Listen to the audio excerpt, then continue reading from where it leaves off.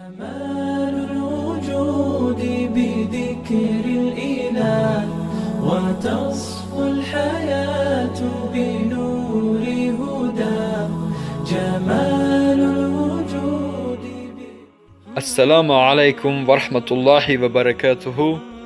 برادران و خواهران اهل اسلام، شروع میکنیم از کتاب سوال و جواب فقه مذهب حنفی. به نام خداوند بخشاینده مهربان.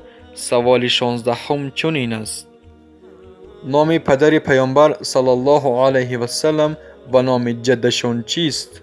جواب: نام پدر آن حضرت عبدالله و نام جدشان عبدالمطلب است. سوال 17: آیا مقام پیامبر ما از دیگر پیامبران بالاتر است؟ جواب: آره، مقام پیامبر ما از تمام پیامبران بالاتر است. پیامبر ما از تمام مخلوقات افضلتر است. سوال 18: حضرت محمد صلی الله علیه و سلم در کجا زندگی می کردند؟ جواب: 53 سال در مکه بودند.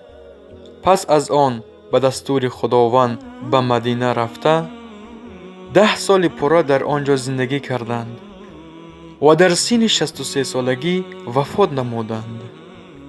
سوال 19: کسی که پیغمبر را قبول نداشته باشد چه حکمی دارد؟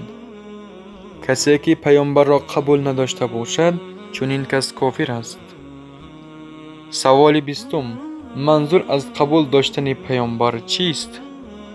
جواب: منظور این است که آن حضرت را بنده و رسول خدا و بعد از خدا از تمام مخلوقات بالاتر و افضل دانست و از دستورها و احکام او پیروی و اتباع نموده به ایشان محبتی کامل داده است. این بود که 5 سوال و جواب برای شما پیشنهاد کردم. برادران و خواهران عزیز، خدا حافظ. فی امان الله. السلام علیکم و رحمت الله و برکاته.